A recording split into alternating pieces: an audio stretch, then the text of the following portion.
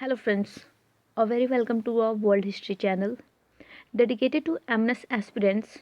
Today this video I am going to provide you 20 important one word substitution and MCQ format.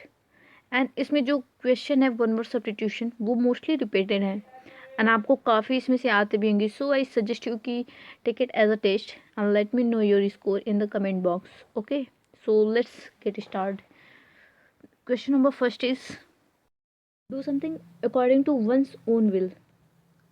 मतलब do something, कुछ भी ऐसा करना खुद की इच्छा से, ठीक है. So that is known as voluntarily. You know voluntary action, like आपने एनसीसी में देखा होगा या फिर जो भी स्वच्छ भारत अभियान में जो स्कूल के स्टूडेंट्स हैं वो पार्टिसिपेट करते हैं. That is voluntary movement. So do something according to one's own will, that is known as voluntary. So option B is correct. Wilfully इसका हिंदी मीनिंग है जानबूझकर, इंटेंशनली या फिर deliberate.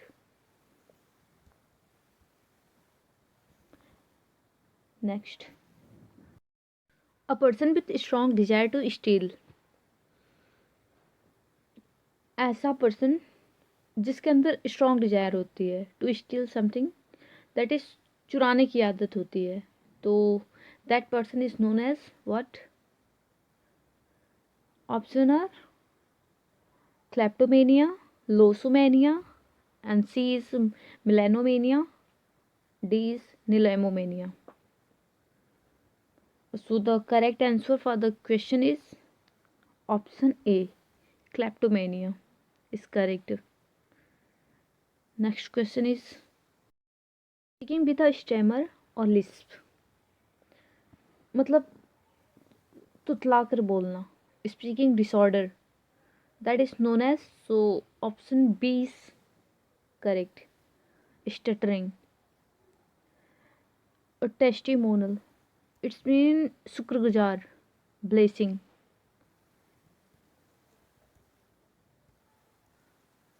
Next question. Question number 4 is the life history of a person written by himself.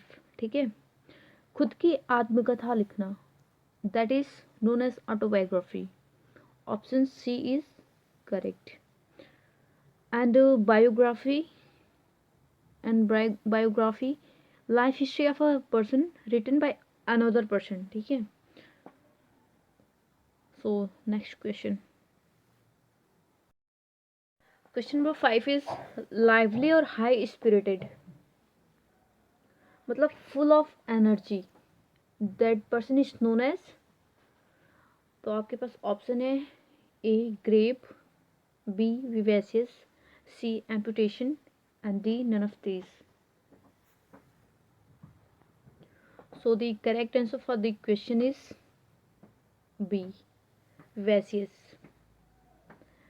Grave it's mean गंभीर, synonym serious. Vivacious ये आपके synonyms question में भी आते हैं, तो इसलिए आपको ध्यान रखना है विवेशियस. ओके, इसका सिनोनिम हो सकता है एंथोजियास्टिक या highly spirited. Okay, next question. Question number 5 is the act of setting free from bondage of any kind.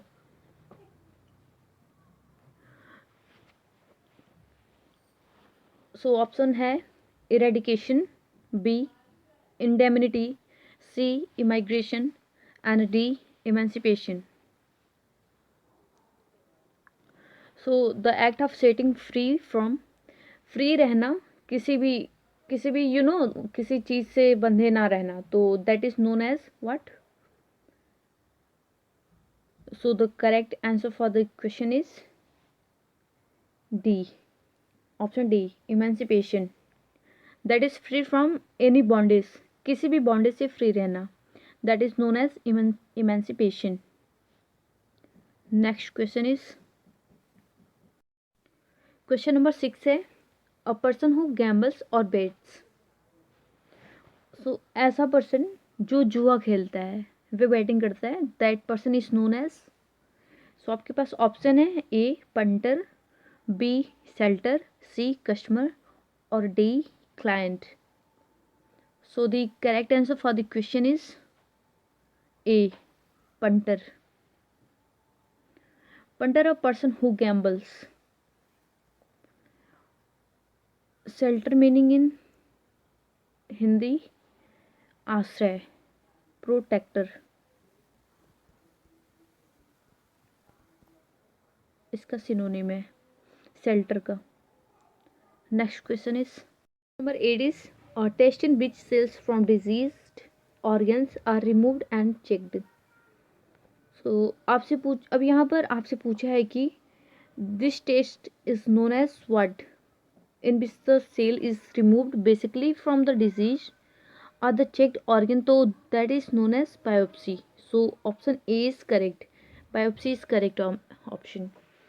Okay क्योंकि यहाँ पर बायोप्सी मतलब बायो का मतलब है लिविंग, तो लिविंग एरिया में से कोई सेल का पार्ट या फिर टिश्यू का पार्ट निकाला जा रहा है ना, और डेड ऑर्गेनिज्म में से अगर हम कोई पार्ट निकालते हैं तो that is known as autopsy.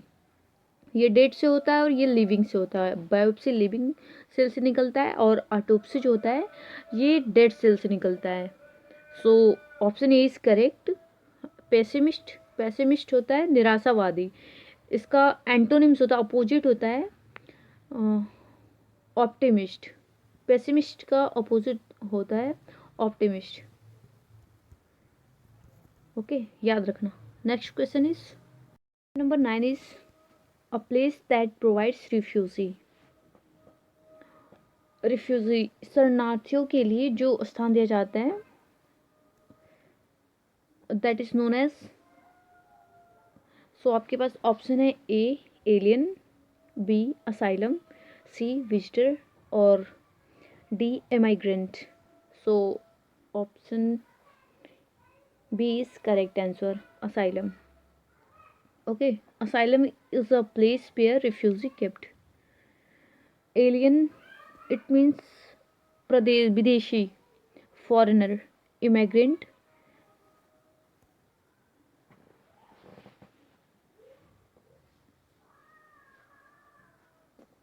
Next question number 10 is one who compiles dictionary.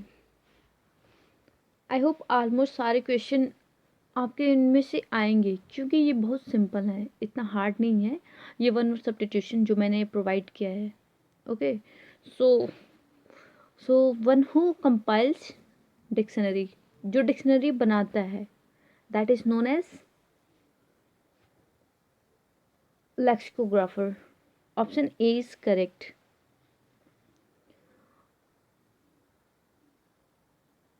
Linguist, it's mean बहुभाषी, जिसे बहुत सारे भाषाओं का ज्ञान हो. Polyglot.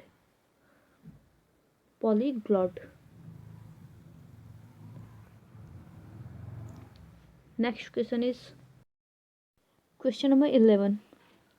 Words altered impiously about God, मतलब अपशब्द बोलता है भगवान के बारे में. ठीक है, इम्पियोसली अबाउट गॉड, तो बेसिकली जब हम किसी के बारे में बुरा बोलते हैं इट मीन्स वो हमारा दुश्मन है, इसलिए हम उसके बारे में बुरा बोल रहे हैं. तो जब भगवान लोगों को लगे कि भगवान दुश्मन है हमारे लिए, हम इनके बारे में अपशब्द बोलेंगे, तो that is known as enemy word.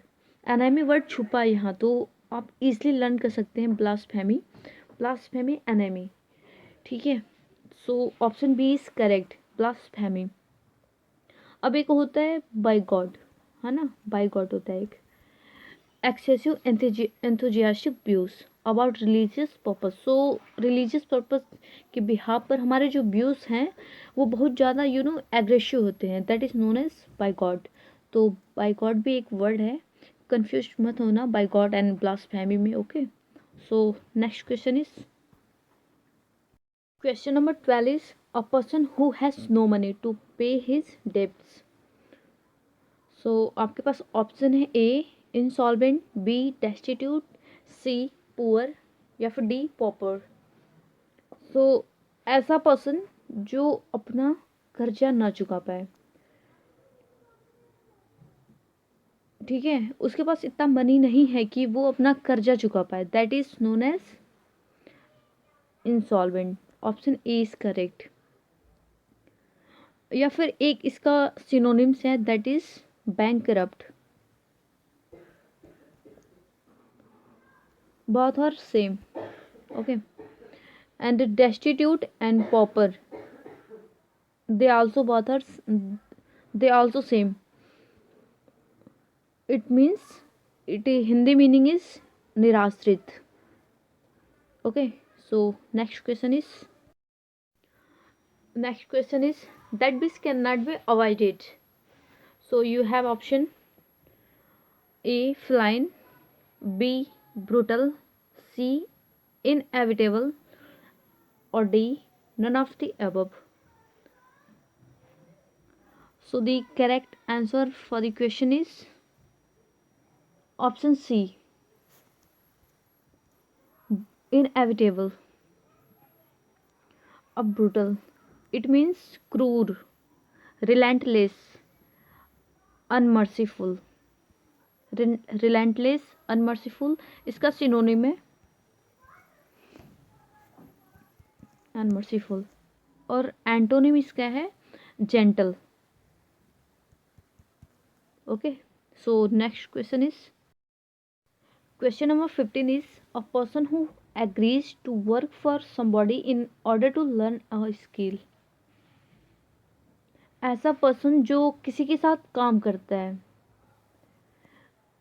just to learn skill from that person, so that is known as option D, apprentice।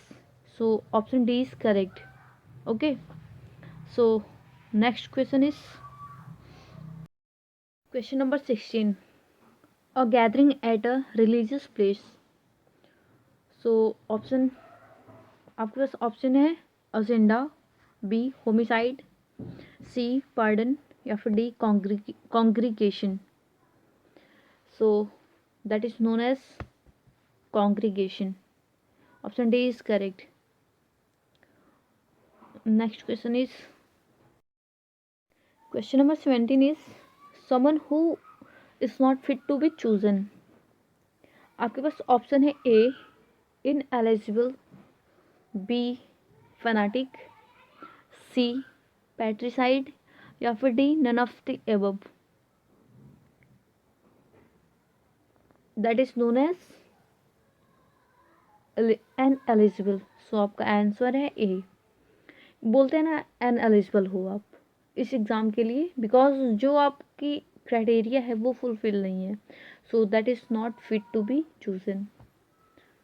So next question number 18 is a man showing feminine attributes. आपके पास option है alimony, B crypt, C alias, D effeminate. यहाँ पर जो man है, man के पास feminine attributes हैं, मतलब फीमेल लाइक क्वालिटी है। ठीक है, तो याद रखना female like quality is known as effeminate. So next 19 question है art of working with metal. आपके पास ऑप्शन है A agreement, B ambrosia, C finger, या फिर D metallurgy. That is known as metallurgy. Option D is correct, art of working with metallurgy. So option D is correct. Next question is आज का आखिरी question, study of derivation of words. Derivation of words को study करना कि ये words का के words क्या है, कहाँ से आया word. So that is etymology. Option A is correct. So this word is 20 most important one word substitution. Almost इसमें से आपको आते ही होंगे। आपको जो स्कोर, आपका जो स्कोर है, late me no in the comment box कि आपने कितना सही किया वन वर्ड सब्स्टिट्यूशन को। Okay, and thank you for watching this video. Bye bye.